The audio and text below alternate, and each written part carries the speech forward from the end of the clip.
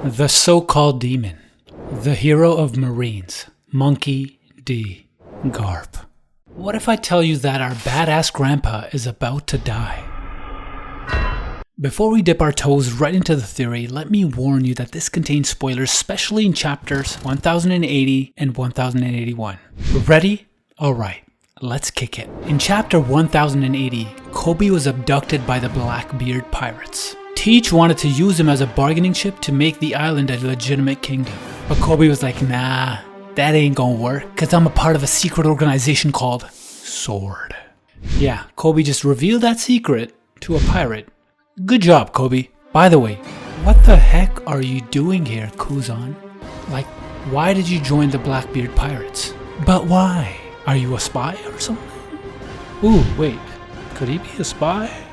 I mean, you could have joined Shanks, you know, because you two might relate to each other.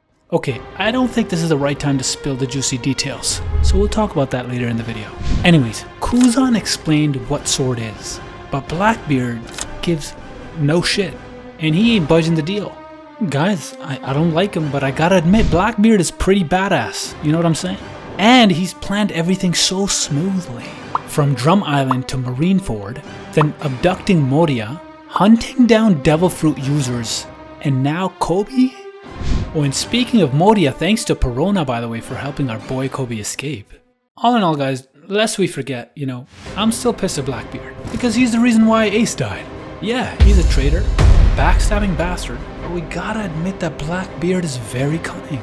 Teach truly lives up to the name of D, and now with his latest moves, it seems like he's about to stir up another storm. As Kobe was escaping, to his surprise, Sword agents suddenly came to rescue him. There's Kojaku, Hibari, and Prince Gus. Damn, these guys are so cool. Senpais! But you ain't seen the good part yet. A ship flung into the sky, right above the clouds. They've heard him laughing. Oh boy, now you've done it, you bunch of scallywags. These pirates are so screwed they can't even get rid of the fear on their faces. Garp jumps off the ship and unleashes his fist of justice, ravaging the pirate island. Damn, what a dramatic entrance. That punch was like a freaking nuclear bomb. Right at the end of the chapter. Can't believe what I saw. I never imagined that Garp was capable of such a thing. Guys, I really want to know, like, what do you feel after seeing Garp's power for the first time? Say it in the comments. Now that we've witnessed a fraction of his might, it's no wonder Garp was once feared as a demon. And he even mentions in chapter 1081 that he was disappointed and said that he lost his touch after literally just destroying the whole landscape. I can't stop thinking about what horrors he could unleash in his prime. But why does every time an old, powerful dude make a dramatic entrance with their ship feel like deja vu? I'm trying to say that this is exactly what happened back in Marineford when Whitebeard came to rescue Ace. And I have this terrible feeling that it might happen again. Garp might meet the same fate as Whitebeard. He might be overpowered, but we don't know what kind of power Blackbeard is hiding under his darkness. So let me lay out all the patterns on the table. Pattern 1, the cycle of demands. So Ace was captured by Blackbeard and made himself a warlord. Now he has captured Kobe as a bargaining chip to make Pirate Island not only a legitimate kingdom, but will also make himself a king. But what are the benefits of making Beehive a real nation? To be honest, I'm not sure, but I have a feeling he might get free access again as a king, just like he did in Impel Down when he was a warlord. And you know what? I think that one of his ultimate objectives could be to infiltrate the Holy Land. As a king, he would have the opportunity to participate in the revelry. Yet, those are just my speculations. Anyways, let's get to the theory. So, he always captures someone special to his target to lure them out. He lured out Whitebeard and killed him, and then he obtained his devil fruit. Now he's luring out Garp to kill him as well, which will earn him even more reputation for taking down the legendary hero of the Marines. Or maybe he's just using Kobe as a bait to lure out Garp, capture the Vice Admiral, and swap him with Kobe. Having Garp as a hostage increases the chances of the world government agreeing to his demands. I know that Garp is strong. I know that. We all know that. But just like I said, we can't underestimate Blackbeard. Pattern number 2, dramatic entrances.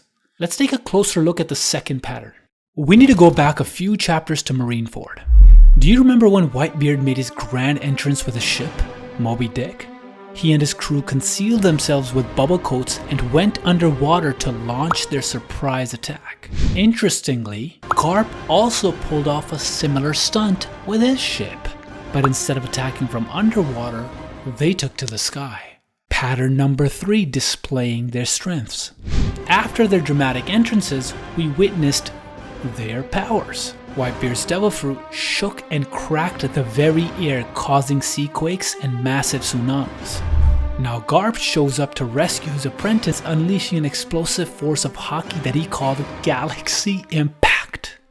What a truly epic display of power. I have goosebumps. Pattern 4, Kuzan, Aokiji. But do you guys remember what happened after Whitebeard unleashed his wrath? Remember the guy who made the first move? There's no need for that fancy silhouette. We all know it's Kuzan. So Whitebeard Tsunami was stopped by Aokiji's Ice Age. Now on Pirate Island, who was the first guy to try and stop Garp? If it's not obvious enough, it's Kuzan. Before we hit the main point, let me tell you something else. After the Paramount War, Sengoku retired and wanted Aokiji to be his successor. However, Sakazuki disagreed and fought Kuzan for the position for the next fleet admiral. As a result, Akainu won while Kuzan lost his leg in the process. Now here's what I'm trying to say. Have you heard the theory that Hibari is Akainu's daughter? It's based on the fact that they both speak the same Hiroshima dialect. But this is the only evidence so far. If it's true, it could explain why Aokiji froze the poor girl.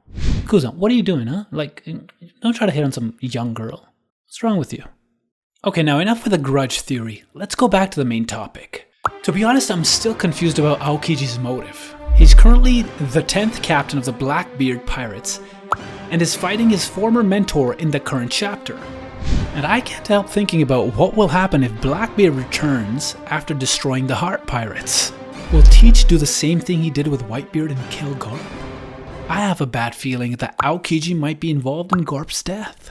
But imagine, what if Garp's death triggers the next big war? I mean, think about it. Pirates, revolutionaries, and Marines all looking for revenge. And what if Blackbeard's plan is to bring them all together for one epic showdown, destroying everything and everyone, with him coming out on top as the king of the world? Don't shed tears just yet, because it hasn't happened, guys, and anything is possible. So, join us on this course and hit that subscribe button so we can figure out what happens in One Piece next together. And here's another thought. What if Blackbeard has an even deeper motive for killing Garp? A sinister plan that involves the fulfillment of revenge for his father. ...